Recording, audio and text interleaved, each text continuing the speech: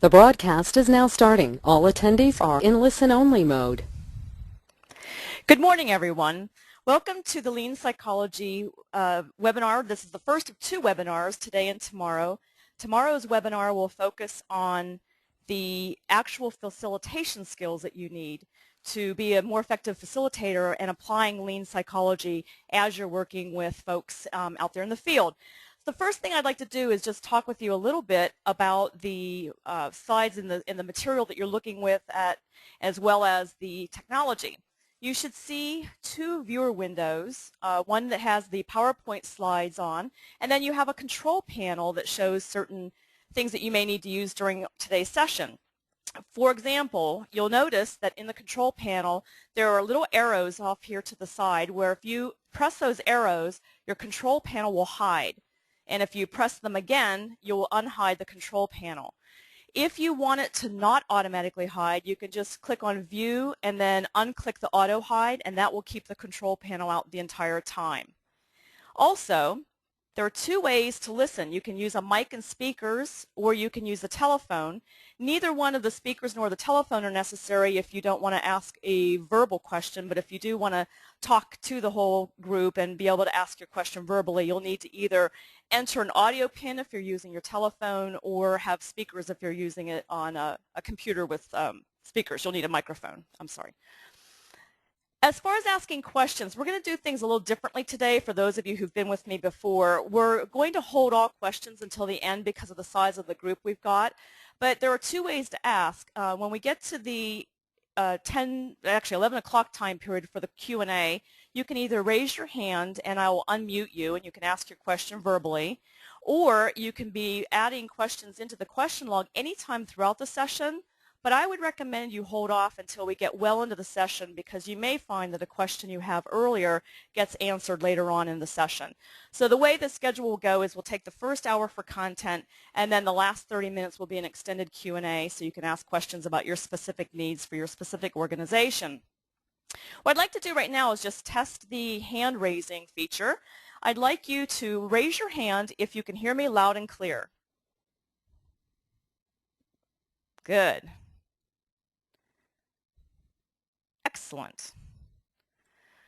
Okay, well, it sounds like you all have your audio set up well, so that's good. Now we will, let's see here, I'm trying something here. The group is very large today, so I'm trying to find how do I get your hands down. Well, I'll figure that out as we go through the session. Okay, so let's go ahead and get started. What you'll notice about your peer group is that this is a universal topic that there seems to be quite a bit of interest in. And I'm glad to see that because I do think that the psychology of what we do in the performance improvement arena is as important and possibly more important than the technical process we go through for making improvement. So we have folks from all over the country interested. And we have folks all over the world interested. We've got folks on the phone today from Canada, England, Switzerland, Romania, and also Mumbai, India. So welcome to our global friends. As far as the question I asked as you registered about your experience leading improvement efforts, you'll notice that the bulk of you have about 1 to 5 years of experience, and then we've got smaller numbers of you in the other categories. I thought it was very nice to see that 25% of you are very seasoned and are interested in psychology and thinking about improvement possibly from some different angles. I really appreciate the continued learning that those of us who've been at it a long time still need to do. The objectives for today is that we're going to talk about how psychology affects both strategy and execution and what you can do to ensure long and short-term success. Now, tomorrow's session is going to be much more specific on actual facilitation tips. So if you haven't registered for tomorrow's session and you'd like to, I would recommend you go ahead and do that. So today's will be a little higher level with some tactical takeaways you can start implementing immediately, but tomorrow's will be very, very tactical and hands-on. Also, we're going to talk about how to meet the basic needs that people have through the improvement process. It's kind of interesting to think that people have needs, they come to work every day, and we can actually help meet those needs through the improvement process. Excuse me for 1 second. I have a question here. We are still muted here in Asheville. You should be muted. Everyone should be muted. Now, can you hear me? Could you please raise your hands again if you can hear me okay? Okay. Asheville, I'm not sure what to tell you. Can you hear me?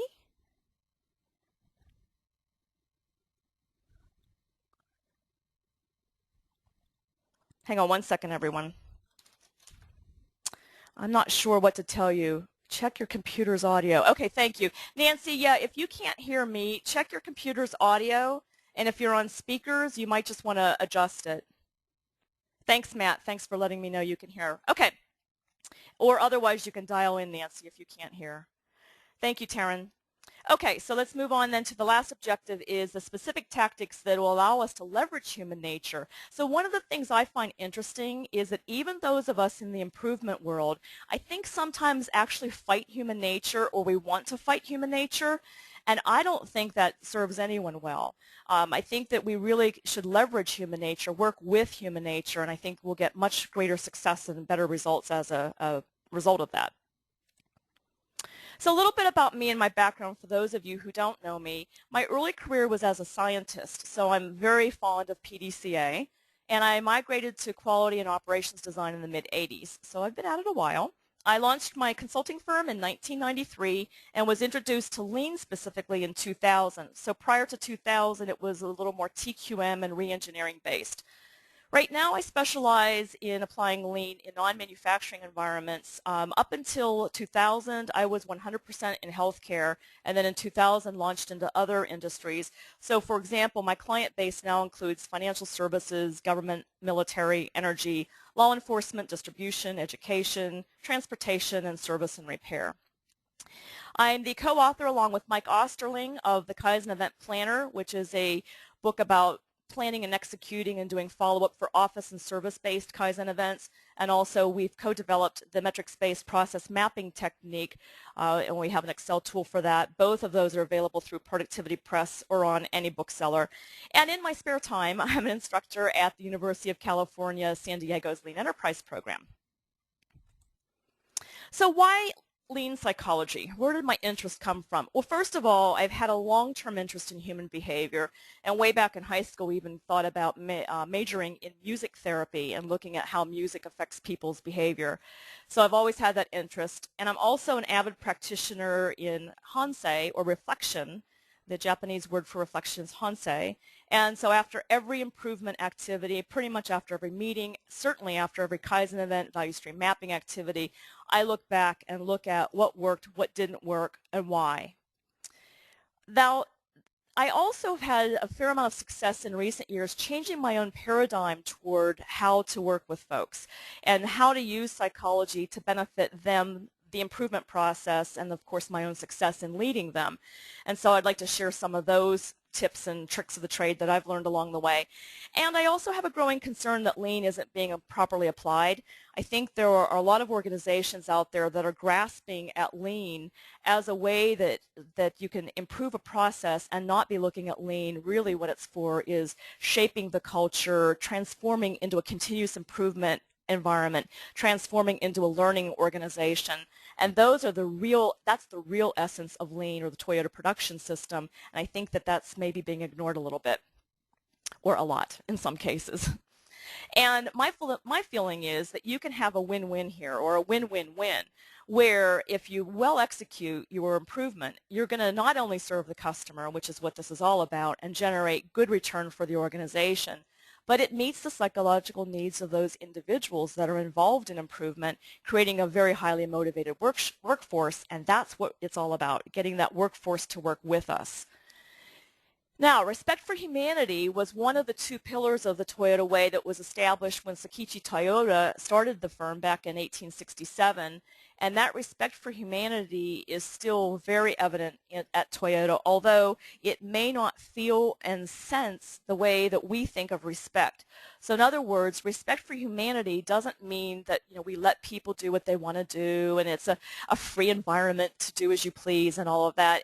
Actually, on the contrary, respect for humanity has a fair amount of discipline in it and high expectations, but it is in allowing people to do their work successfully that we're best able to honor them and give them respect. And of course, the other part of the Toyota Way pillar is the PDCA model, the scientific method of eliminating waste continuously. So one of the things that I've been working a lot with facilitators and facilitators in training lately on is how to balance this need between being a technically competent person leading change, technically knowing the tools, and technically being able to apply things like pull systems and lead a value stream mapping team, with the non-technical aspects of being a change agent or a leader in the improvement world. And by that I mean, we're every bit as much of a teacher, director, coach, referee, cheerleader, mediator, as we are technicians in applying improvement tools. So I think we need to be thinking about our role very, very broadly and getting better and better at each of these different elements that we actually have to, these different roles that we play in the process. And I think our most important hat is actually as a psychologist. And I don't think you have to be a degreed psychologist or a licensed psychologist to be pretty darn good at some basic understanding of human behavior that will make you much more effective in your role and will get much greater results for those that you're engaging with. So Abraham Maslow, most of you've heard of him, very famous psychologist, was one of the leaders in studying what motivates people and what do they fear in our more recent era. Of course, there have been many before him. But one of the things that he's most noted for is creating the hierarchy of needs. And if you look at the hierarchy of needs, which many of you have been exposed to before, possibly in college, maybe even more recently, it's kind of a time-tested theory on how we get more and more evolved and move more and more toward being self-actualized or being extremely fulfilled and happy and joyous as we move up this pyramid. And if you see the red circled areas here, creativity, problem solving, achievement, and respect by others, I think that those four are the four that are most directly tapped into through using the Toyota production system or the lean enterprise methodology. And I want to just go into some of those aspects as we go through the session today. This is my list of what I think someone comes to work with in the morning, what their needs are. This is not a scientifically sound list. This is just something that I've experienced over time and I've observed, that really at the end of the day what people want to do is succeed. But in order to succeed, there are all these components that lead to that success. And so I think that, when we're leading change, we have to be looking at all these different angles and remember that we're not there to tell people what to do. We're there to help them learn and to help them be successful in this case, in the improvement process itself. If those needs aren't met, there are all kinds of things that can happen, but this is the basic 5 buckets I view it in. You can get, best case scenario is you get apathy, which is not great. Worst case scenario is sabotage and lawsuits, and then there's everything in between. And what we don't want to do is experience any of these, especially through the change process in the improvement world. We want to be getting rid of apathy. We want to reduce turnover. We want to improve the ability for folks to do their job and have them not throw obstacles up, etc. And it will also make our lives a lot easier. So this is a really fascinating and I think a very relevant model of what it takes in an organization to be effective at change, or in our case improvement, put out by Enterprise Management Limited in 2003. So there are these 5 elements that you need to have present for effective change: vision, skills, incentives, resources, and action plans. And what happens if you're missing any one of those, you tend to get a variety of results, none of which are good. And so when you're working with an organization, especially with leadership teams, I think it's very important that they understand that all 5 of these elements must be present for you, in the case of you being an improvement leader, to be successful, and certainly for the team or the organization to be successful. So when I asked the registration, when you were registering, I asked the question, what are the areas that you find most challenging in terms of the people aspects of change? Well over 50% of you mentioned resistance to change. So I actually decided to focus far more heavily on that than I would have otherwise, and so I'm going to go ahead and go through some thoughts that I'd like to share with you on how to reduce resistance to change and show you that the lean methodology, or the Toyota production system way of going about improvement, actually has in it all we need to reduce resistance to change. We just have to use it. So let's talk about the 6 main areas that I see why people resist change are poor understanding. They've got cynicism and skepticism, and well-earned, I might add. Low involvement. They have change fatigue in many cases. Lack of consensus internally throughout the whole improvement process, probably from the top down in some cases. And fear. Yes, we are going to talk about fear. But first, let's start with poor understanding. So the first thing that I find absolutely essential for a resistance-reduced environment for making improvements is a very clear strategy. And strategy, in my opinion, and I think in most people's opinions, need to be established by leadership. And so in the Lean Toolbox, we've got Hoshin Connery and value stream maps that provide a wonderful way to create strategy around improvement so that you don't have folks kind of spinning their wheels and running around doing different pockets of improvement that may or may not all connect together and actually be able to service the customer better. The other thing that is important is reducing resistance through this understanding and communication. So, I don't think you can communicate enough. And I think most organizations are mediocre, maybe a little bit above mediocre in communication. There's almost always a way to be better at it. So people need to understand very clearly why improvement is needed and what the strategy is and what leadership expects from them and how leadership is going to support them throughout the process. So it all starts there. Now, under the why is improvement needed, there are 2 things that I think you've got you're able to use that will really help you. One is establishing a sense of urgency, and we'll talk about that in a minute, and using data to show the need for improvement. It may be that if you're in a leadership position in the improvement world, you may need to coach your leadership team. They may not even know what they should be doing to provide support. They may not even know what you need from them. And so I think a lot of times, those of us who are leading improvements expect leaders to just know this and to just tell us, and I think it helps for us to be asking them questions and us asking for the help that we need and being more proactive in getting what we need from leadership to be successful. So back to the sense of urgency, pick your crisis. Certainly today, more so than 10 years ago, there are all kinds of crises around us that you can use to help people understand the sense of urgency toward improvement. And certainly in flush economic times, it's tougher to get people understanding that the need for improvement is still as important as ever. I think we tend to get a little cocky. Hubris starts entering into the equation, and right now is a good time to leverage the uncocky environment we all have, because I think many organizations have been humbled.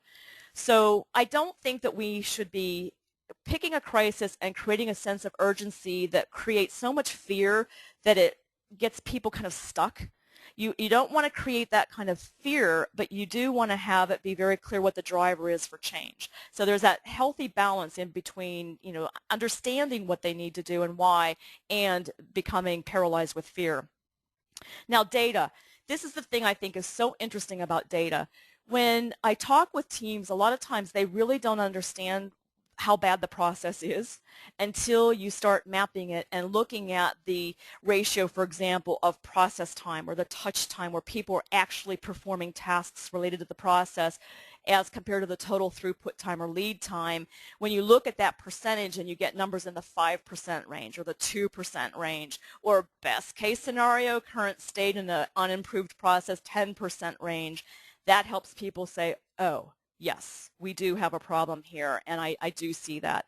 The other one that's a fun metric to look at if you want to get people motivated for change is quality, and by that I mean percent complete and accurate.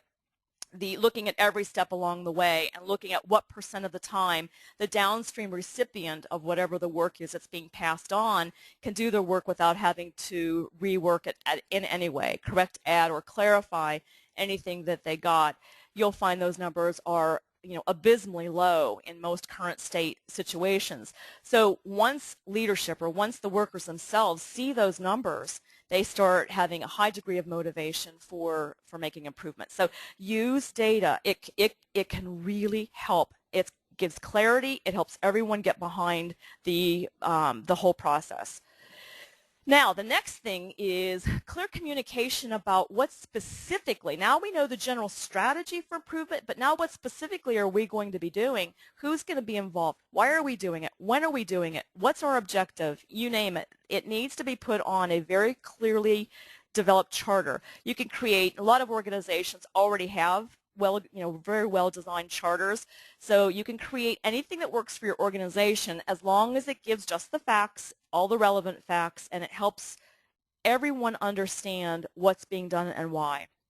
So this is both a planning tool and a communication tool. And I find many organizations, excuse me, are not using charters for any of their projects or any of their more formalized improvement strategies like value stream mapping or Kaizen events. So use charters. They will help and distribute them widely. The charter, if you're going to be using one, just make sure that you have a couple of sections that handle the general, what are we going to do, who's going to be involved, and when is it going to occur. Now, the next thing about reducing resistance is helping people understand how waste affects them personally.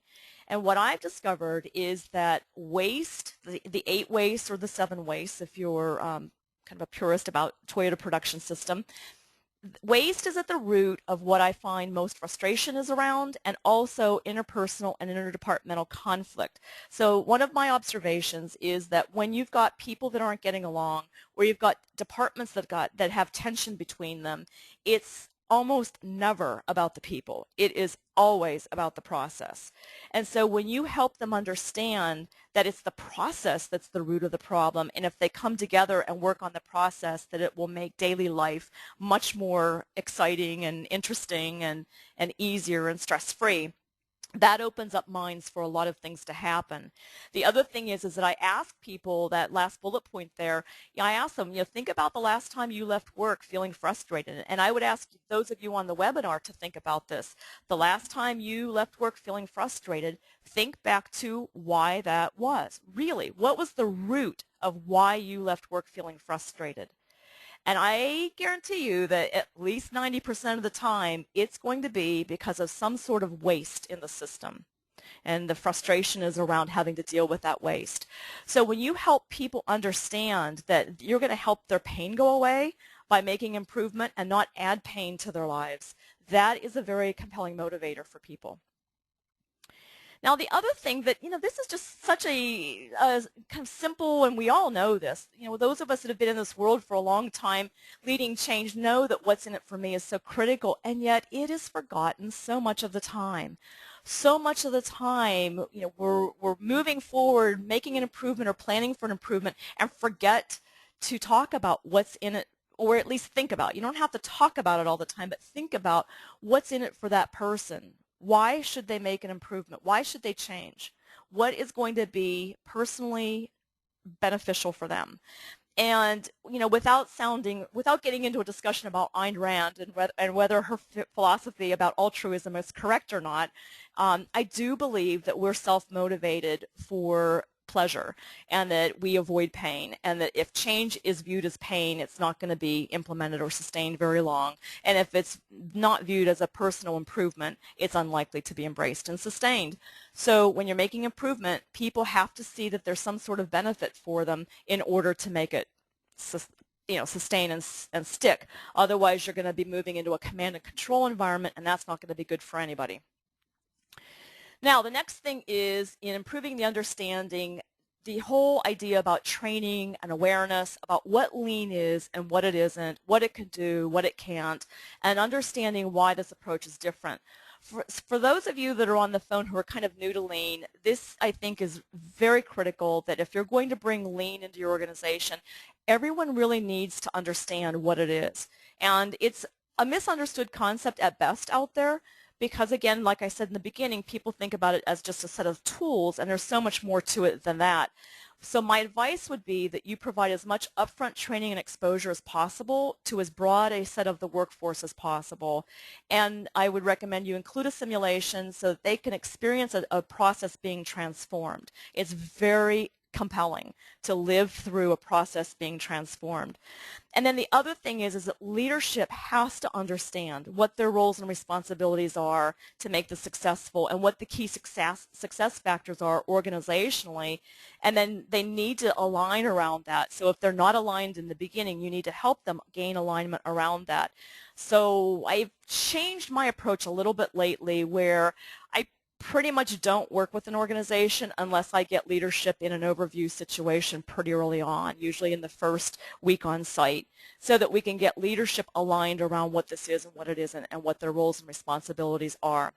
It helps tremendously to get them aligned. Now, another notorious Toyota activity that is so powerful is going to the gemba, or going to where the work is done. And this is one of the most powerful things, especially if you have a cross-functional team together, and especially if you've had interpersonal or interdepartmental tension among that group. To when you walk the process, oftentimes the lack of understanding is what's leading to the tension. And once people understand the world in which their peers live in, all of a sudden they start having compassion and they start understanding why the process is so difficult once it reaches a certain department, etc., and they become much more aligned toward helping one another. So it was an example of a Kaizen event at a hospital. This is a medical records department, pre-electronic records, but not very long ago, I might add. The medical records department was looked down upon and actually derided by much of the organization, and the morale was so low in this department. So we had a cross-functional team that was working on a process, and when we walked the process and walked into this room, most of the team that weren't medical records staff gasped. They actually gasped when they walked in and saw this environment, and suddenly they said, "Oh, we understand. We understand a little bit now what you're going through, and we want to help you." So this, again, creates this high-motivated, compassionate group of people that want to be successful and want to make change. Now, the next thing is this category of cynicism and skepticism, and I love this one.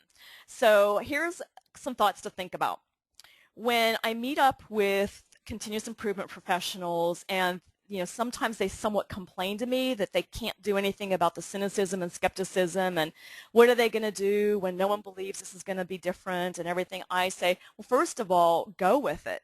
Don't try to fight it right now. And here's how you go with it. First of all, you have to understand where they're coming from. Walk in their shoes.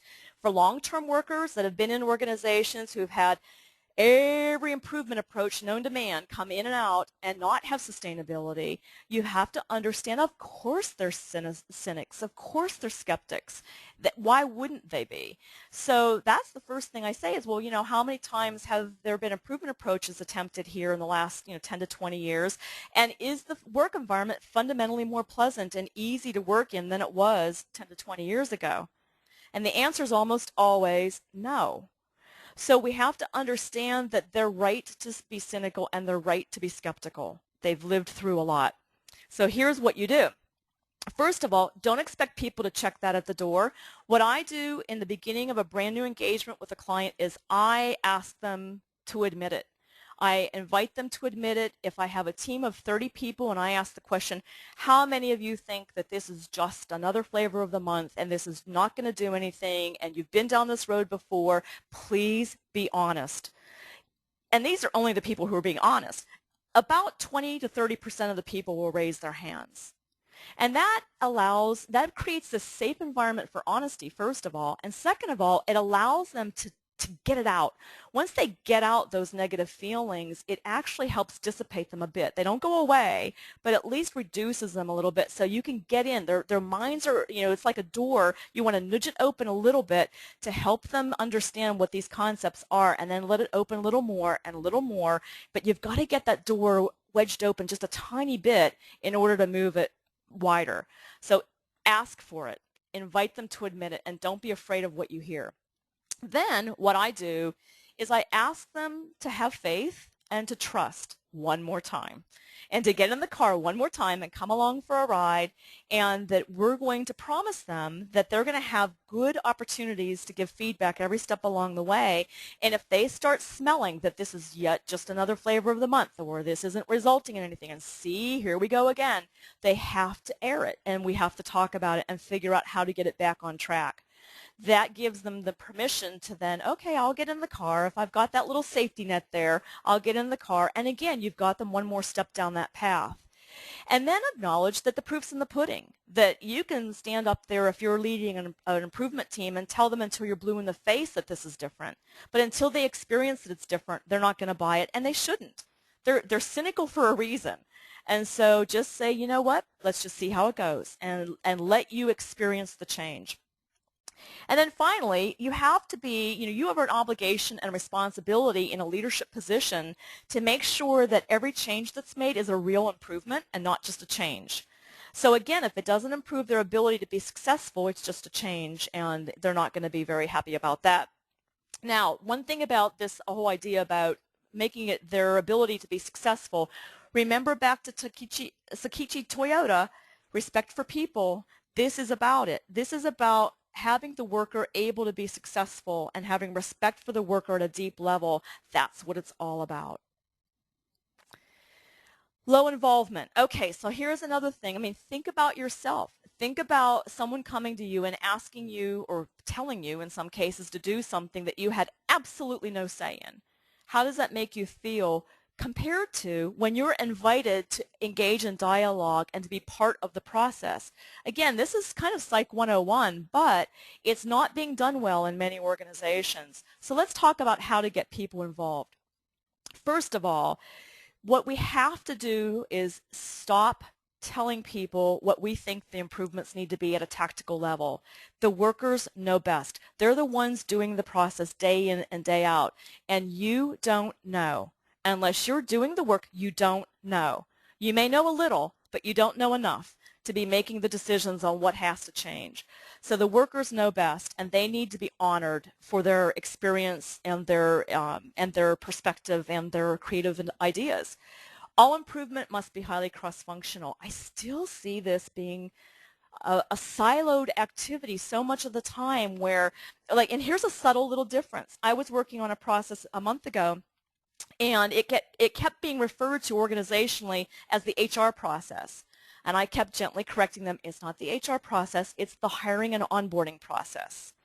And they would then refer to it as the HR process. It's the hiring and onboarding process. And these, you would think that this is splitting hairs, but words matter. And the HR process keeps it in a functional, siloed mentality. And the hiring and onboarding process involves hiring managers and IT and all kinds of groups within the organization. So those subtle little differences make a big difference in the overall change of culture. So the cross-functional problem solving that will benefit the organization the most, and what Lean is about, builds those very things that Maslow said that we need to be self-actualized. All 4 of those circled areas are aided tremendously by cross-functional improvement activities. Now, here's something that I also see not being done very well out there. For those of you that are value stream mapping, I challenge you to see if you have the right team composition. Value stream mapping is a strategic activity. It's setting improvement strategy. Who sets strategy in the organization? Senior leadership. So senior leadership needs to be highly represented on the teams. I see a lot of value stream mapping teams being very frontline and maybe middle management at the highest, but this is setting strategy. And if you're going to be making change to a value stream that's going to take you 3, 6, 9, 12 months to implement, my guess is that some pretty big procedural and policy changes that are going to have to happen to make that become reality, make your future state be realized. So it's going to need to be heavily leadership oriented. Now, the line in the sand is that then when you get to the projects and just do it's and Kaizen events to implement actual improvement, the tactical stuff, how it will happen, that belongs to the people who are doing the work. Middle management belongs in both camps and needs to be highly engaged in both areas, but the senior leadership group really needs to be highly engaged in value stream mapping, and the frontline workers in the implementation of how that strategy will become reality. And you have to work with both groups to get them to the point where they stay in their role and they feel comfortable in their role and those types of things. So again, that's how we get the workforce engaged. Now, the one thing that we didn't talk about yet is what your role is, bullet point number 3. So a lot of improvement professionals I work with at conferences and at workshops and everything are still in the doer mode, as I call it. They're still feeling like it's their responsibility to analyze a process and figure out how to make it better. And that's old school. That's, I would venture to guess, a dying art.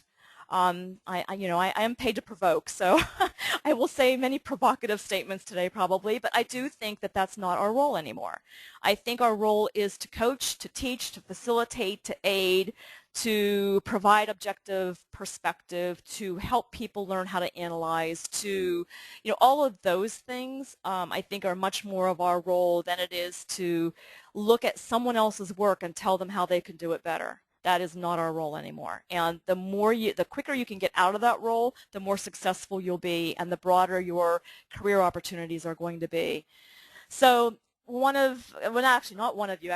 of you on the question I asked about which people aspect of improvement do you find the most challenging? Several of you mentioned something to the effect of, getting your employees to do what you want them to do. Now, if it's strategic you're talking about, you're probably okay because it is leadership's role to set strategy. But if it's tactical stuff, then you're never going to get your employees to buy into change if that's how you're going about it. So there.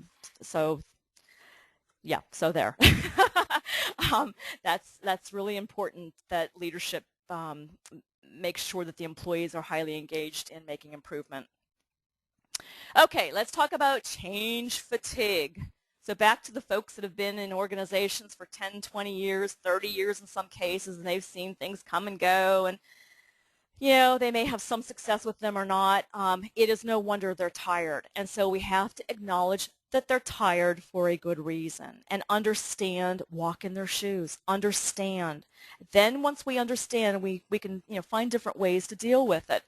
So one of the things I'd like to suggest is that, I think there are probably 3 things that in the lean world when I get out there and talk with organizations that just really ruffle my feathers, and I have to work with organizations to help them understand. And one of them is that, lean's not a silver bullet. You don't bring lean in to fix a process problem and then leave and expect to be a lean organization. That's not at all what it is. And it's a 5, 10, 15, 20-year journey to becoming lean-like, and it's not even becoming lean. It's a journey. And so helping leadership understand and getting realistic with their expectations regarding how fast improvement can be made and what kind of commitment it's going to take is critical. And for those of you who are independent that are on the phone, I do think that we have an obligation to say no to some people, that they don't have the right psychological framework to be successful with lean. They're never going to establish a continuous improvement culture because they have no interest in delegating authority to the employees, etc. And I think we have an obligation to just, thank them and move on. But for those where leadership is highly motivated or they're teachable, and that's a lot of them, then I think that we can help them get much more realistic about their expectations to help the improvement professionals out there have an easier road in helping to achieve the goals. The other thing is allowing absorption time. One of my current clients actually suggested, I wish I would have come up with this, but I didn't. They suggested a model that I think is brilliant, and that's that they are going to have a month of no formalized improvement. There'll be a lot of follow-up and prep for, follow-up from previous months and prep for upcoming events, but no actual hardcore events during a couple of months, or I think it's every 3 months or every 4 months, taking a month to just breathe, absorb, reflect, and get your momentum going again. I think it's a really good model. So you might want to consider that for those of you who are internal. Pacing is key. I think that it's important to make sure that organizational implosion doesn't occur. I had a call yesterday with someone that was mentioning that their organization just sent down from on high a requirement that they have 7 Kaizen events this year. And it's like, why the number 7? How big is the organization? Can the organization handle 7 Kaizen events? Is 7 too few? Is 7 too many? Why Kaizen events? What if the improvement doesn't need a Kaizen event? You know, it's just so interesting to see how leaders grab onto something thinking it's a silver bullet, and it's our obligation to help them, educate them, coach them, help them understand how you use these tools appropriately. Then finally, checking in with the customer, which in this case, our customers are really the workforce. Checking in with them frequently and saying, how's it going? Are we going too fast as an organization? Are we going too slowly? Can we do more? You know, ask the customer, voice of the customer. Lack of consensus. So consensus could be a whole webinar of itself. In fact, it could be a 2-day workshop. But lack of consensus, I'll just touch on a couple of things that Lean offers us that help us get people much more engaged around consensus. So first of all, if you have a clear strategy and have good alignment around that, that's the first step. Then if you've well-defined and well-communicated the improvement, that's the next step. People are like, yes, this is what we need to do. Yes, we understand this is how we're going to do it. Then you introduce cross-functional teams so that one siloed functional area doesn't make a decision that impacts upstream and downstream folks that didn't have a say in it. So having that cross-functional representation. Then you have upfront and periodic input from the team members' peer group. So whether it's a project team or a Kaizen team or whatever it is, having them periodically go out and ask their peer group what they think about things helps get consensus built at the peer group level, and then they can bring back input back into the project team or the Kaizen team, and that helps a greater percentage of the workforce knows what's going on real time. Then once the improvement is in kind of its moderately final form and it's into testing, which all improvements need to be tested, that review and testing of whatever the improvement is should also occur outside the team, so you get other folks involved so that, again, you have consensus building along the way that, yes, this works, yes, you haven't missed anything, or if you have, you tweak it, implement all those new ideas, and then roll it out to the organization. And finally, woefully underutilized and absolutely critical for success are interim briefings, where in the middle of a project, if it's a multi-month project, or in a Kaizen event, if it's a 4 or 5-day Kaizen event, or a value stream mapping activity, maybe a 3-day activity, you have people that are not on the improvement team that are relevant come into the room, and the team presents where they're at. It depends on who's on the team, on who would be invited to these briefings, but it provides periodic updates so that everyone can move together and remain aligned as the improvement's being designed. And then also it's a good process check to make sure the team's taking the direction that seems to work best across the organization.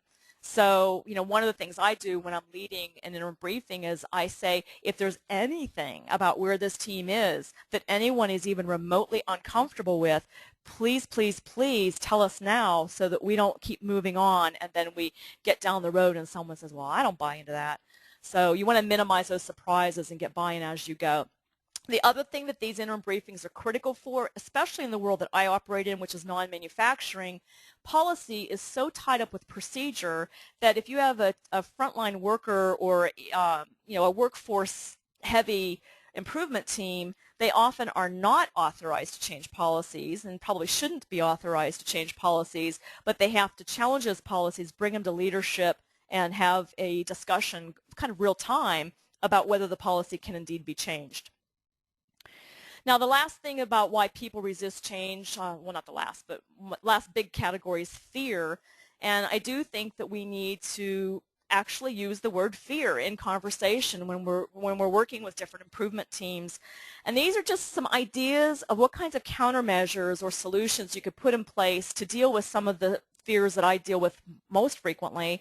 So someone asked the question about how do you get people to not feel that their job is, you know, at stake. And so I would like to suggest as an organization, if you want to really embrace lean, is that you would tell the whole organization that no one will lose the paycheck due to improvement, that the jobs may change, that job functions may change, but paycheck, your paycheck's assured, you're not going to lose your job. Well, organizations should only be getting rid of people due to two reasons. One is poor performance after adequate attempts and training has been provided and all of that to rectify it. And two are significant market downturns where there is no other way to survive other than a massive layoff. And that we could have a whole other webinar on the layoff situation we're experiencing here in the U.S. and whether or not that's wise or not.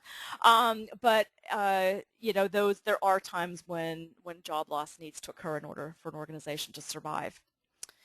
The incompetence, I think one of the things is, think about something that you've attempted in the past month or two that you weren't very good at.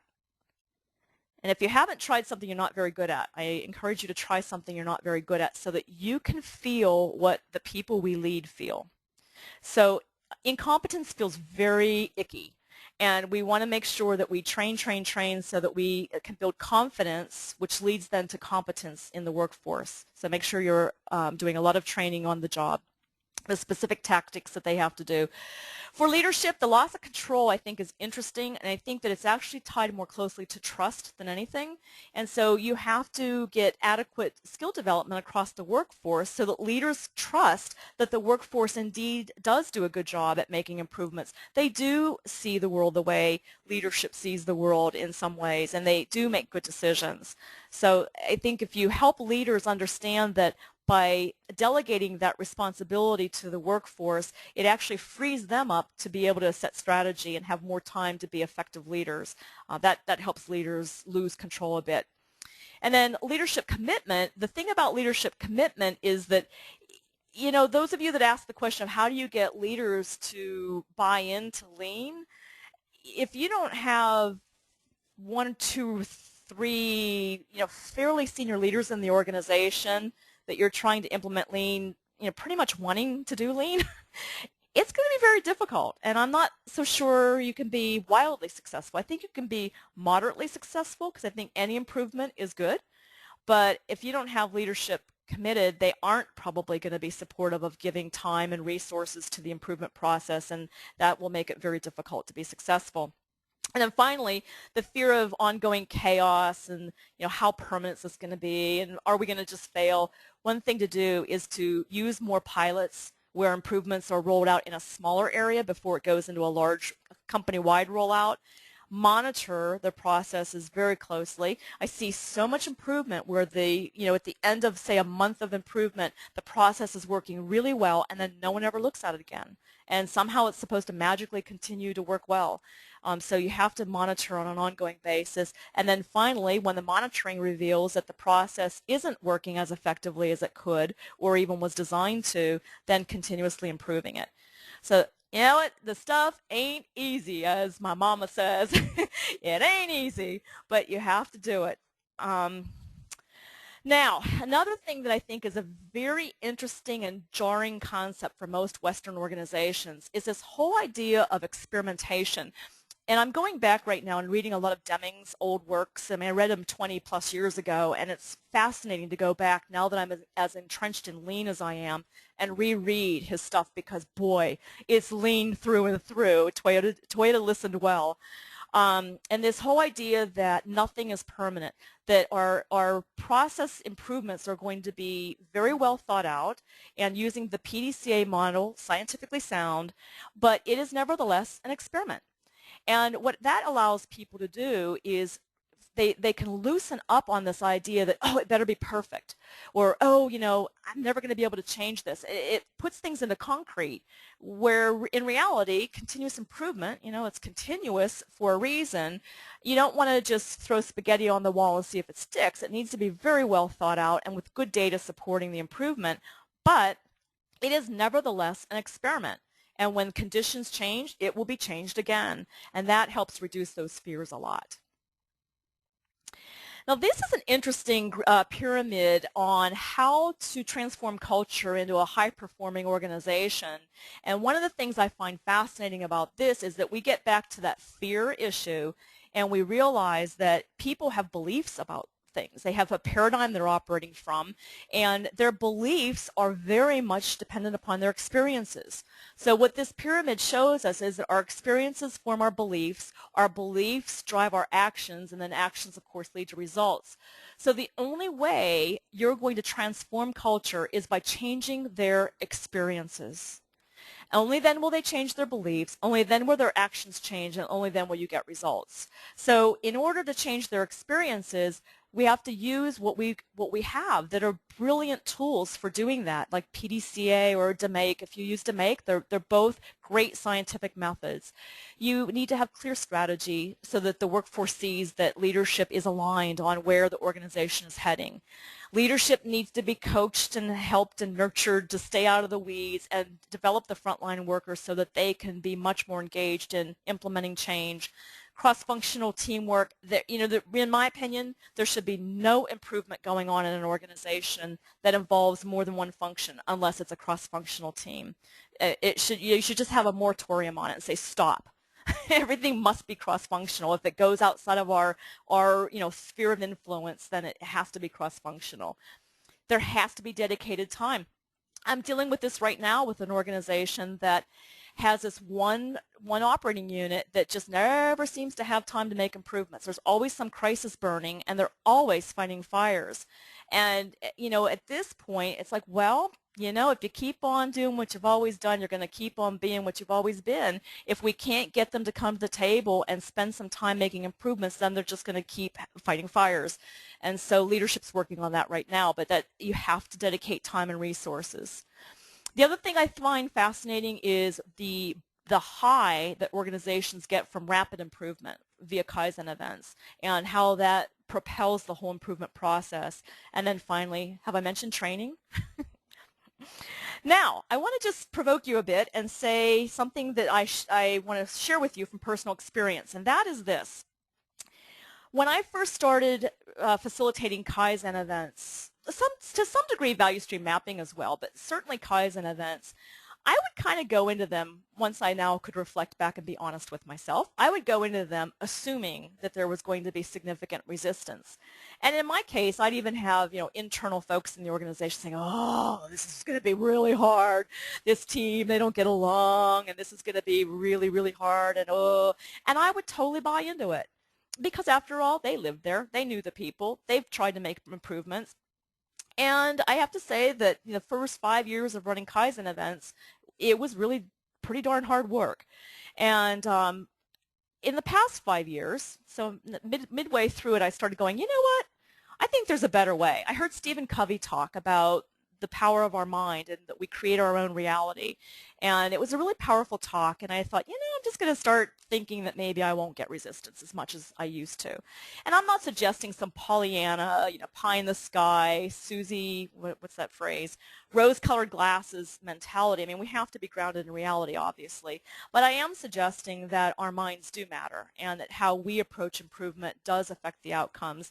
And I think if you want to experiment with this, I challenge you to the next time you're getting ready to lead something, just assume that you're not going to be met with that much resistance. Because if you're doing change for the right reasons, if the workers are engaged, if you have data showing it's already ripe for improvement, if there's a compelling reason for it, if the strategy is clear, if all of those ducks are in a row, there really isn't much to resist other than a personality trait of the individual that doesn't like change.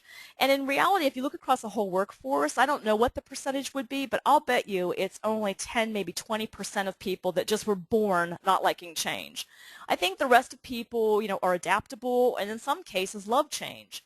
And what my experience is that you get people into a cross-functional teamwork, they're totally energized by making improvement that's true improvement, and it is sustainable because it is.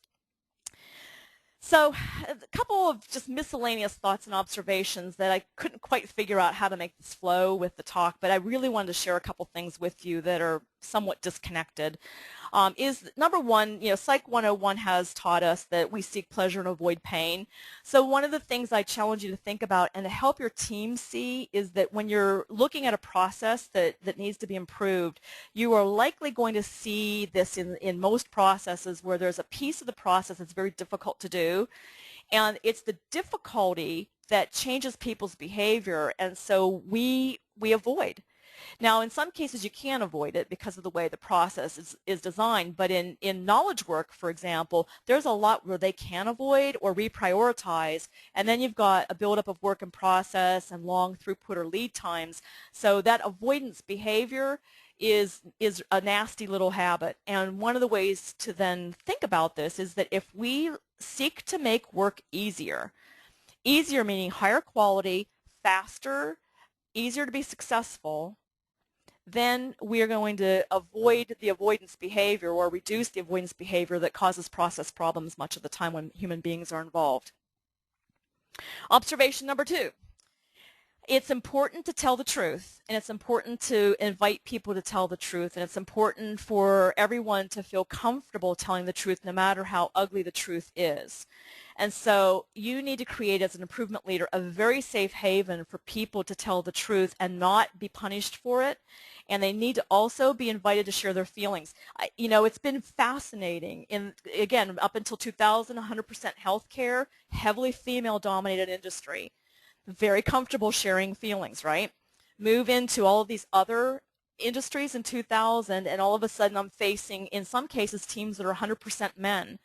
And what's been fascinating is seeing how much even an all-male team benefit by actually expressing their feelings and being allowed and telling the truth and saying what they're fearful of and saying how angry they are and those kinds of things. I think if you invite people to get out what's already there, it is so much easier to make improvement and deal with it than it not being spoken. So I'm a big believer that we ask people to share their feelings. And one of the things that you'll notice as a facilitator, a lot of people will say, what do you think about that? Well, thinking is very different from what do you feel about that or how do you feel about that? So I will often ask both questions. What do you think about it? Now, how do you feel about it? And that allows people to be honest, or at least it invites them. Observation number 3, this visual management stuff that Toyota is notorious for is really powerful, because when processes are monitored, we do perform differently. And I'm not talking about big brother types of environments and fear-based environments. I'm talking about giving the workforce good data and giving them the clarity of their current state so that they can accommodate the current state. So we often hide data, and it's hard to get to, and no one knows what's going on. Leadership doesn't know, the workers don't know, no one knows what's going on. And so of course, how can they perform well? So but getting things visual and having the workforce be clear every step along the way about where the organization is or their department or even them personally is a very helpful thing psychologically. Observation number 4, inspections. So by inspection I mean audits, reviews, approvals, you name it. They're almost always grounded in a lack of trust or fear. And so you have to figure out what countermeasures can be put in that will build a robust process and have a very capable process so that then trust can be restored or confidence can be restored in the process. So that, when you're looking at rework, or not rework, but over-processing as a waste, and you're looking at inspections and things like that, take a look at that whole trust factor. It'll serve you well. 5, people are good. People come to work every day, most of them wanting to do well. And so that's the good news. And the bad news is people want to do well. And the bad news is if you've got a process that's not robust or that is convoluted, most well-intended people will still do whatever it takes to get their jobs done.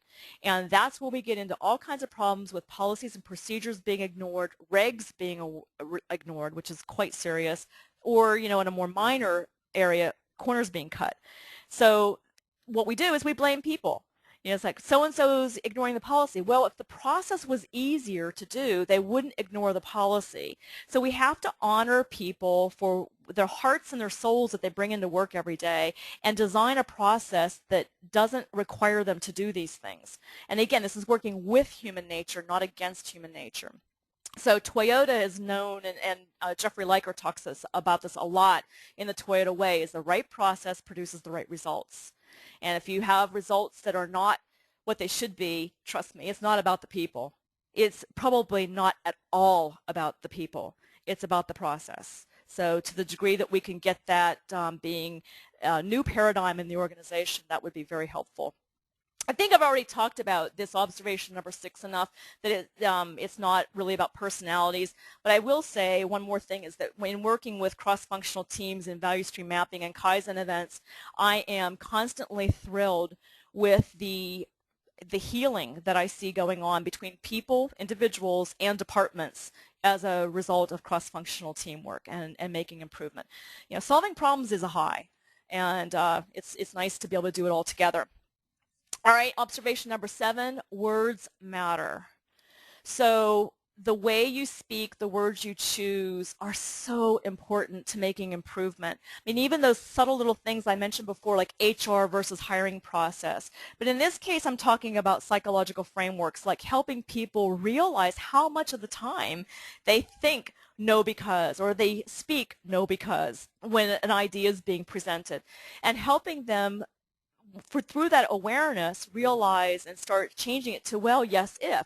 And we play, you know, silly little games sometimes to help people get the difference here where, you know, yes, if could be wildly impossible. And then people will joke and I'll say, no, because.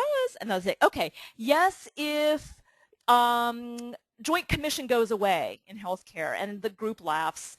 But then we also can get back to something that's a more reasonable improvement. So sensitize people about that, and also about the word can't.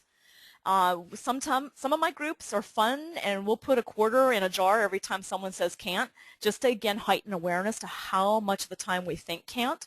And then finally, think about your own need as well as theirs to break those habits.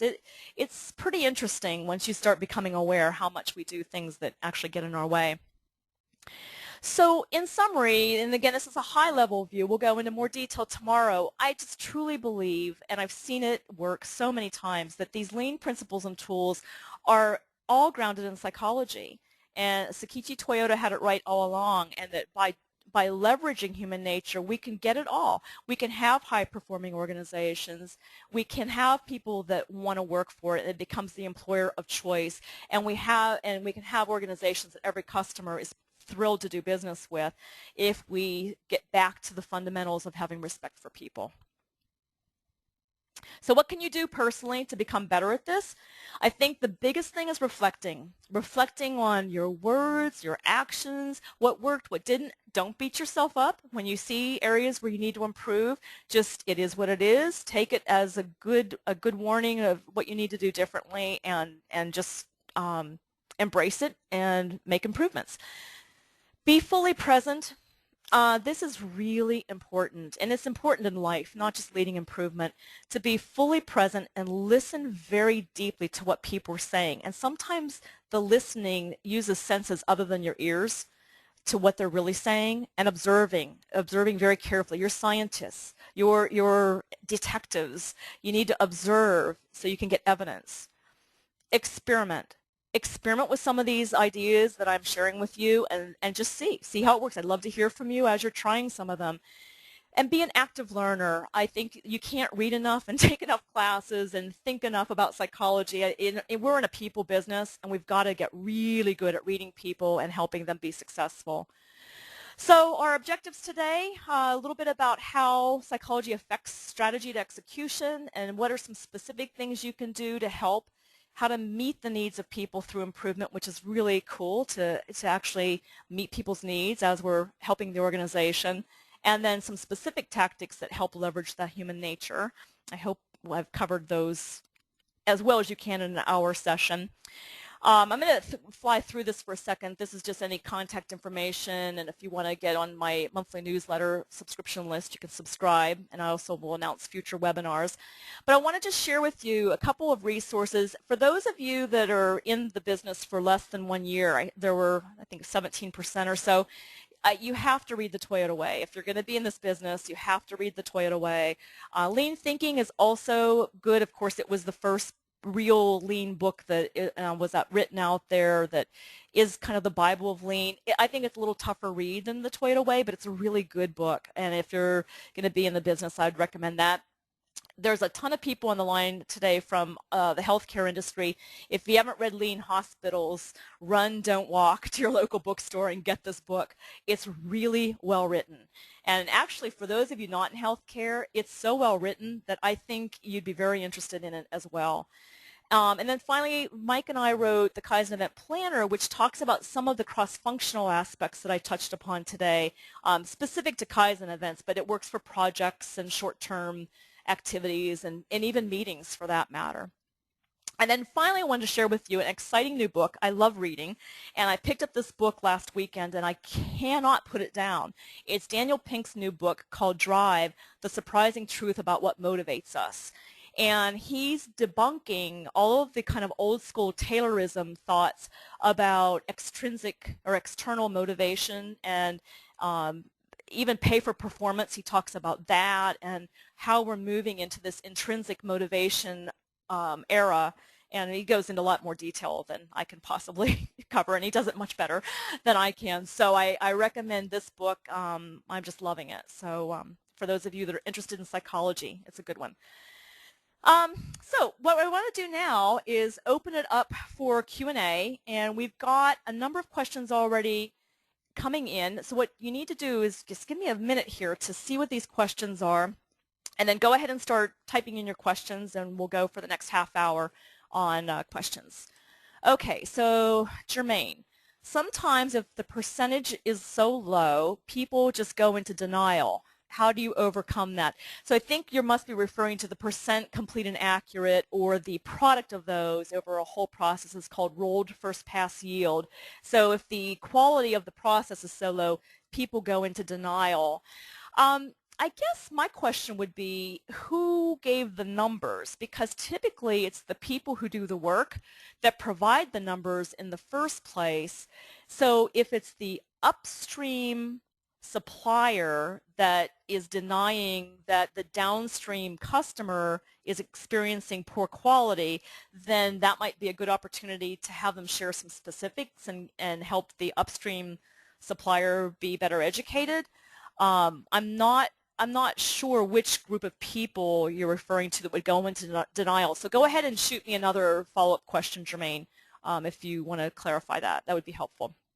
Okay, Teresa, can you elaborate on how you would go about including a simulation in a lean overview or exposure to improve understanding, to let them experience a transformation? Yeah, sure. Teresa, I forget what industry you are. Hang on one second. I think you're education. No. What industry are you? Well, let me just share this for everyone. Here you are. Yeah, you're Michigan Tech. Okay. For non-manufacturing, I don't recommend the Lego exercise for non-manufacturing. Many of you have probably done paper airplanes or the Lego airplane exercise. And I think it works really well in a physical environment where something physically is being produced. I think paper-based or data-based simulations are best. I saw one many years ago at a conference and then tweaked it a bit to fit for the non-manufacturing world that I use. And I haven't, to be very honest, I haven't been online looking at simulations in probably about 4 years. So my guess is there are simulations out there. If anyone on the line on the webinar knows of a good non-manufacturing simulation, if you could please maybe let us know, and I'll pass that on to Teresa. I have one that I use when I'm doing training, but it's one that I created. So, and it has 3 rounds. You move through a very traditional process where people are in functional teams, and they're having to physically get up and move product from one table to another one. In this case, paper. They're making a paper thing, and then we co-locate them and introduce standard work and introduce a pull system so they're not batching anymore. And then in the 3rd round, we balance the work and show them how they're able to work much more quickly, much more effectively. It feels a lot better, less stress, greater results, etc. So I think it's a real good way to show people about Lean. Nara, question about registering for tomorrow's webinar. Are participants going to be sent an invitation? I could, but what I would rather you do, if you'd be open to this, is go on my website, and it's ksmartin.com. That's K as in Karen, S as in Sue, Martin.com /webinars. or on my home page, you'll see a couple different ways to get to the webinar page, and then you can register from there. Okay, Abdul, I think it's pronounced. Can you email this presentation? Yes, I actually did earlier, so you might want to check your spam or junk folder. There may be, it's a PDF file, and it's 2 slides per page. So I did email it, so check that, and then if you still don't have it, if you could drop me an email, it'd be easier for me to then just hit reply. They went out, there was a batch that went out yesterday for everyone who was registered by yesterday, and then I did 2 more batches this morning for the late registrants.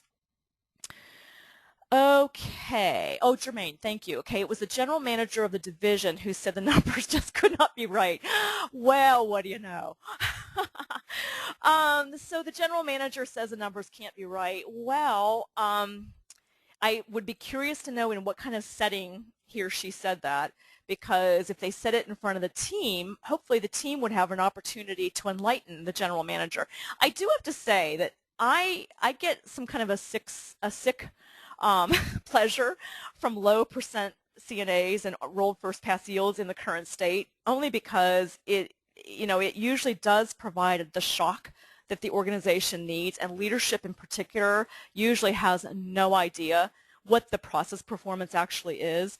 And so I call it the punch in the stomach when they come in, and they usually in the interim briefing, and they see those current state numbers, and they're just like, oh my gosh. But what I like about that psychologically is it sets a good sense of urgency for improvement. So I hope the general manager was, or the team members were able to enlighten the general manager that, we know what we're talking about here, and these numbers really are right. Matt, Lean Construction Institute is in the process of publishing a game intended to show people the combined effects of dependence and variation.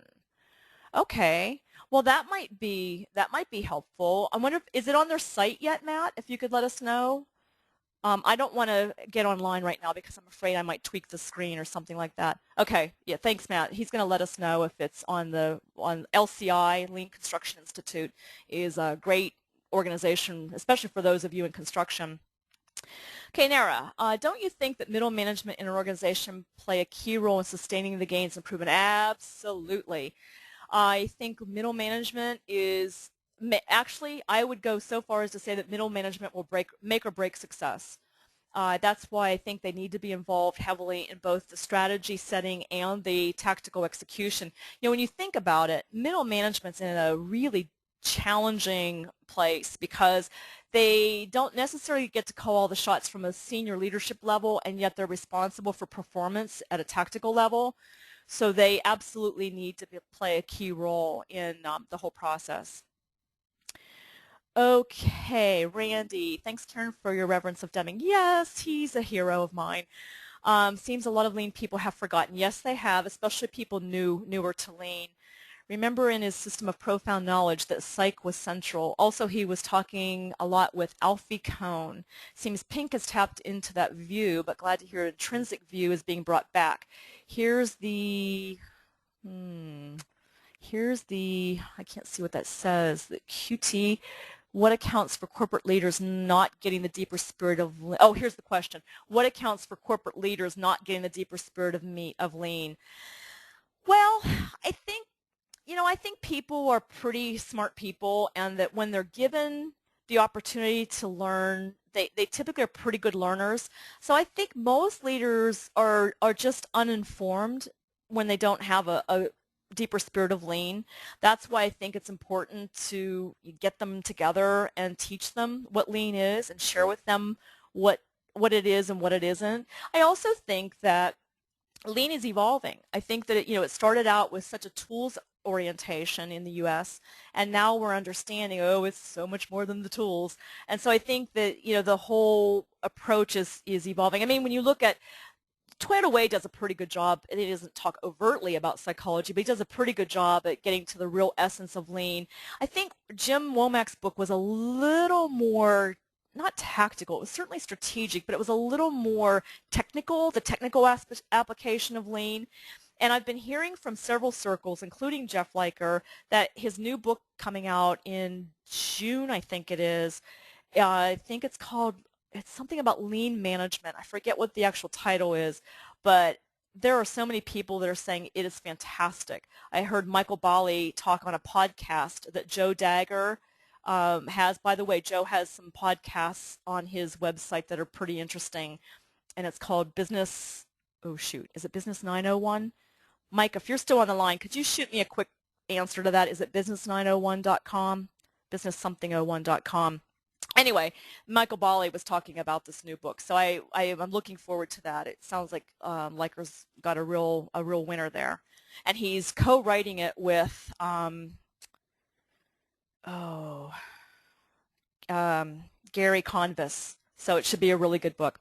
Okay, Todd, is consensus always possible? Ooh, good question. I'm so glad you brought this up. Let me read the rest of it. If we present the facts and give everyone an adequate chance to weigh in and present their position, isn't it okay for a leader to make a decision? Yeah, let me just talk about that quickly. It's a very good question. So from what I understand at Toyota, not having worked there, it's not that every employee in the organization agrees to something before they implement it, but there is, it's like this happy medium between top-down, command and control, do what I say, and everyone agreeing.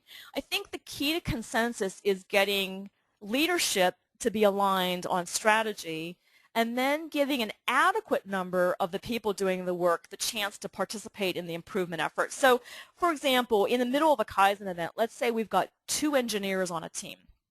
Actually, I should be giving you a healthcare example because I know. So let's say we've got 2 nurses on a team, and there are 500 nurses in the hospital. How many of those 500 can they reasonably reach in the middle of a Kaizen event to run by some of the improvements they're envisioning? Well, maybe it's 20. Maybe each one of those takes 10 people. Maybe, during lunch one day they try to grab 5 people and the other one grabs 5 people. It's just getting a couple of purposes, getting more people involved so you have more cheerleaders out there that will be advocates of the improvement, but it's also making sure this team isn't getting into a paradigm of their own within the improvement activity, whether it's a project or a Kaizen event or whatever. Getting that outside perspective, especially in a Kaizen event when you're moving quickly, is a good safety net. So no, I don't think 100% consensus is possible, but I don't think that's what Toyota means by consensus. So I hope that answers. Let me know if you want to follow up. Okay, Lean Zone Office Simulation from the makers of the Lego Airplane Simulation. Ooh, I didn't know that. Thank you, Mike. Okay, so everyone, there's a simulation out there from the makers of the Lego Airplane called Lean Zone Office. Oh, wow, this is a long URL. I will send, okay, just email me if you want to know this simulate. No, you know what? No. Just realized how many people are on the line. I will send you all the link. So I'll send you this visionaryproducts.biz is the website, visionaryproducts.biz. Okay. Thank you, Mike. Okay. Armurther, will this webinar be available for download? Good question. I am recording it. I'm actually probably going to change webinar providers. I'm still considering this, and I'm not sure what's going to happen to this recording. So Armurther, I'll keep your email handy, and I'll let you know within a week whether it is going to be available for download. I'm not sure yet. Thank you, Mike. So Joe Dagger's site that I mentioned with the podcast is business901.com, and it's business901.podbean.com. Podbean, podbean.com. Oh, better site. Okay. business901.com/feed. Okay. Armurther, Toyota does the consensus building via their Nemawashi vetting process? Yes, that's true. So any of you that want to just explore a little more about Nemawashi, I do think that Toyota Kata, K-A-T-A, which is Mike Rother's new book. I haven't opened it yet. I have it here and I've glanced at it, and I think I remember seeing a significant part in his book about Nemawashi, so you might want to take a look at that book. Okay, let's see. Okay, Les, I'll let you know about the webinar recording as well, and Jermaine as well. And yes, so Toyo Takata is the book that nails this indeed. Thank you, Arthur. Okay, let's see. Do any of you have any particular situations that you're either experiencing right now or you've recently experienced or even you're anticipating that you want to talk about, and we can maybe even hear from others on how they might handle a situation? I could share with you, some tips about certain situations.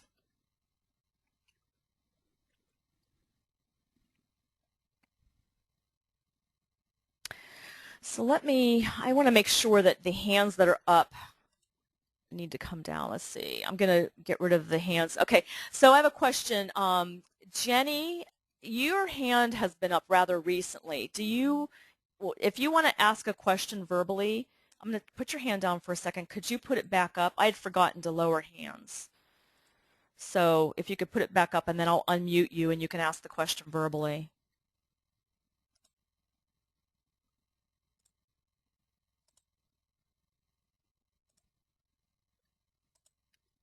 Okay, so Jenny, I am going to unmute you. Just hang on a second. Let's see. Hang on. Click to unmute. I am. Okay, there we go. Jenny, hi.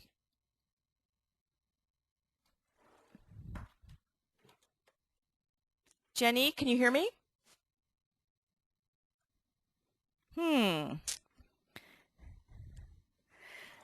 I can't hear Jenny. Could anybody else raise their hand if they're hearing her?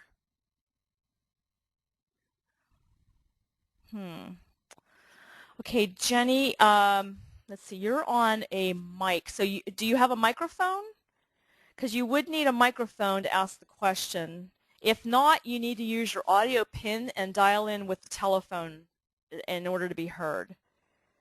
So let me put your hand back down, and then if you want to call in or if you want to type your question to the box, and then I see, let's see, who has their hand up? Oh, you put it back down. Okay. I feel like the wizard behind the screen here.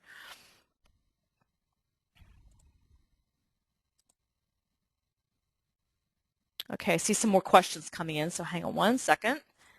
I'm just lowering all the rest of the hands that came up before. Okay, so now all the hands are down. So if you want to ask a question verbally, please raise your hand again. All right, back to the questions. So are you planning to send the PDFs for tomorrow? Yes, I will be sending the PDFs actually tomorrow morning.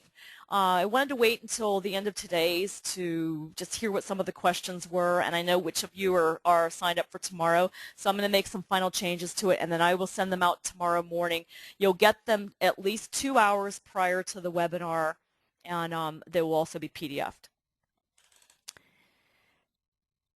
Okay, all I can say is changing minds is a priority, but one needs to think more about the science of influence. Yes, good point. So influence and the science of influence is another very interesting area that I think it would benefit all of us from studying more. How do we influence people? How do you influence people without, demanding that they do things? How do you influence them so that they've got the what's in it for me and they're more internally motivated? Those types of things. I think it's a very important, good point, Arthur. Thank you. Okay, Angie, hi. So what tips do you have for handling sidebars during Kaizen events?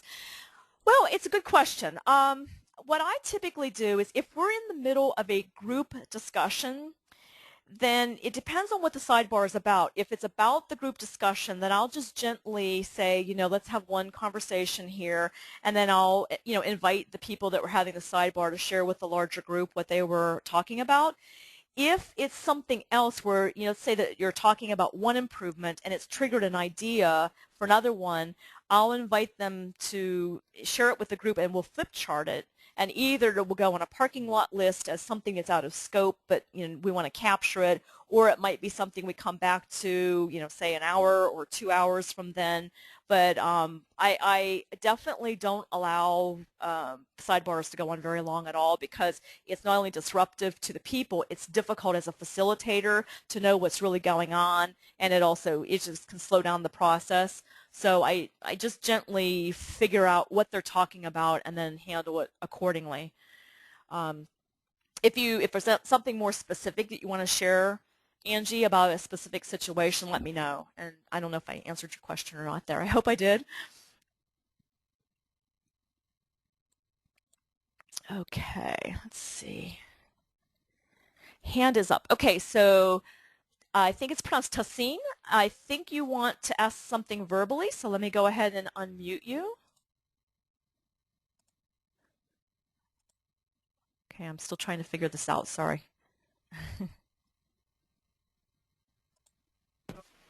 Tassin? Tassin? I can hear you, but I don't hear you asking a question.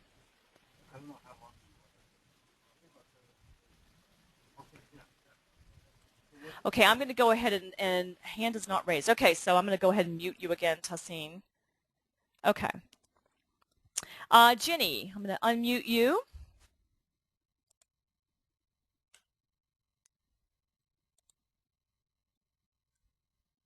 Oh, hang on.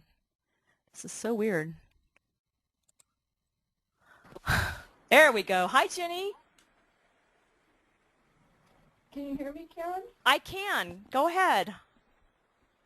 I'm sorry, I misused the hand. I don't have a question. Oh, you don't? Okay.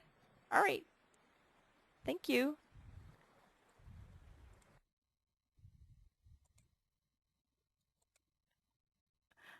Okay, so more questions. Let me get back to that. Would you recommend senior leadership presence, participation in a Kaizen event to send a message to team members in terms of the sense of urgency? Ooh, good question, Nara. Okay, so here's a thought that you might want to consider.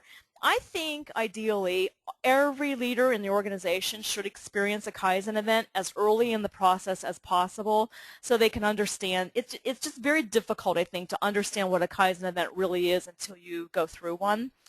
But I would recommend that you consider possibly putting a leader on an event that's in a completely different area than what their sphere of influence is and what their scope of authority is, so that they don't unduly influence the workers that are on the Kaizen teams and slow the process of improvement because they're a senior leader. Now, there are some senior leaders that I think can actually pull that off. They can be part of a team, and they can, one of the Kaizen commandments, as we call it in the book, or if you use the term RIE, one of the RIE rules, Rapid Improvement Event, is rank has no status, or rank has no privilege. So everyone on a Kaizen team needs to be kind of on the same ranking level. And so that's a rule that we try to have everyone agree to. And so there are some leaders that can get away with that, and there are some workers that will not be shy if there's a senior leader on the team. But I think overall it's best if a senior leader not be on the team for the improvement or the process improvement that they actually oversee, but they should be exposed. I like them being exposed as early as possible. And I do think it sends a good message for sense of urgency. Good question. I think we have 3 more minutes. So any more questions? Okay, Ginny, your hand is back up. Let me put it down, and if you want to ask a question, if you could raise it again, please.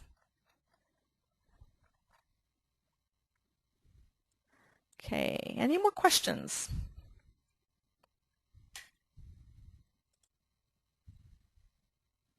Okay, another question from Nara. As you know, we have several different Kaizens, such as process Kaizen, system Kaizen, etc. What are your thoughts on this? How long do these Kaizens run? Okay, so I guess first I would talk about, Kaizen, the term versus a Kaizen event. The Kaizen, the term, means continuous improvement, and ideally and ultimately what we want to do is evolve an organization and transform them into a continuous improvement culture where improvement's done, every day, and you don't necessarily have to have a formalized event like a Kaizen event. Usually an organization just starting on the lean journey will benefit quite a bit from having frequent Kaizen events, and then as they get more and more mature, you can reduce the number and the frequency of Kaizen events as improvement gets inbred into the organization and the workforce is more skilled in root cause analysis, etc. So the Kaizen events that I typically get involved with are usually follow-ons from a value stream mapping activity. And the value stream mapping activities typically look at a full value stream from order to delivery and may take anywhere from 3 months to 9 months at the very longest to realize the future state. So within each one of the Kaizen bursts on the future state value stream map, I would say that most of them are point Kaizens, I would say. Probably some of them are system Kaizens where you're looking at an improvement that affects the whole system, but they're usually fairly tactical, the ones that I get involved with. So, I don't know that you have to necessarily even define it. I think the improvement's the improvement, but that's typically what I get involved with. As far as the length of them, 5 days is the absolute longest I would recommend. And you can have them depending on scope. If they're very narrow in scope, you could have a Kaizen event be, a half day or a day. And you can also have meetings that smell like Kaizen events. Typically, the ones that I am facilitating are 4 and 5 days. A couple 3-dayers, but usually the process has to have enough analysis done that it takes a day or two just to get a full understanding of the current state, and then another day or two to craft an improvement or a set of improvements, and then testing, and then the rollout on the last day. So usually I'd say 4 days is the norm for me, 5 days occasionally and 3 days occasionally. Okay, Randy has a question. Can you talk about the length of time you've worked with organizations and what you see over time in development? Okay, it's 11:31. I see that we can go on, and I can go on another maybe 5 minutes or so, but if any of you are going to go off right now, I thank you so much for your time and attention, and I'll see many of you tomorrow, and I will be sending out information in my newsletter about the lineup for the rest of the year. So thank you very much. Okay, so Randy, to your question. It depends on the organization. Some organizations have a very well-established and very mature improvement team already, and so they'll bring in an outsider to just facilitate a tricky improvement area, or maybe their bandwidth is being stretched and they're just doing so much that they need another physical person there. And in those cases, I'm in and out, and I'm periodically in and out. But then there are other organizations where I lead them on, a true transformation, and I'm usually engaged for a couple of years in that case, oftentimes a week a month. Not always, but oftentimes that's the model that seems to work well, and then there's a lot of contact in between those weeks, but the on-site week is a week a month.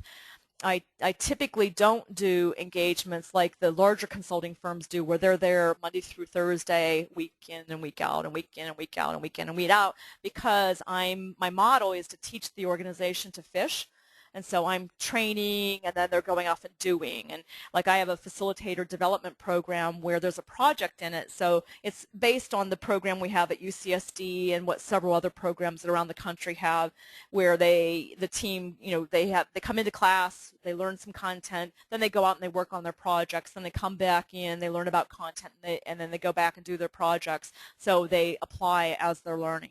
So in that case, it depends on the organization on how fast those folks are confident and therefore competent to go out and just start leading all the improvement activities. But I know that's kind of a vague answer, but it depends so much on the organization's needs.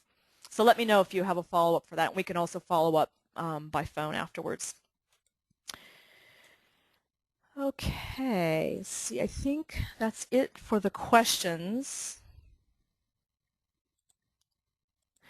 I think that's it. I'll just wait 30 more seconds to see if any more questions come in, and then we'll wrap it for the day.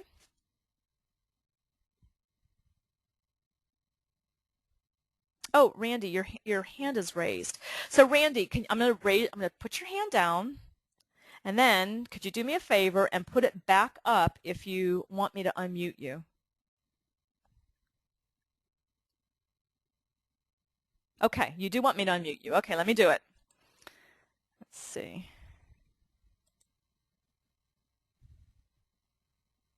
This is so weird that I clicked unmute. Ah, there we go. Randy. I'm curious, can you hear me now? I can hear you. Oh, yes. All right, then it works. Well, I'm going to be back tomorrow, so it's at the tail end here, and I just wrote you a thanks, and then I thought, well, I'd try it once just to make sure it works. So. Yes, thank you. I really, most people don't ever want to be unmuted, and so I was just having a difficult time figuring out exactly where do I click to unmute people, but I think I figured it out. Thank you. It was a good test. Okay, well, I kind of have a jury-rigged headset here, so I wasn't sure that it would ever work. So if I have a chance, I'll talk with you tomorrow. Yeah, we're supposed to have a big ice storm tomorrow, so I don't know what's going to happen. Are you in Nebraska? No, I'm in Minnesota. Oh, Minnesota. Oh, yeah. You guys are getting slammed this year, aren't you? Again. Yeah, I think so. Two years in a row. In a few hours, it's supposed to start. So, all right. Thanks, all right, Kim. Excellent. Thank you so much. I'll see you tomorrow then. Yeah. Bye-bye. Thank you. Bye-bye. Well, thank you so much, everyone. I really appreciate your time and attention, and feel free to shoot me some emails for follow-ups. I will send out the link for that simulation, and then if you still need the materials, if you want to send me an email, let me know that as well. It may take me through the end of today to get to everyone, and maybe even tomorrow morning, because there was a very large group on the phone today. Thank you very much. Have a good rest of the day, and be well. Bye-bye.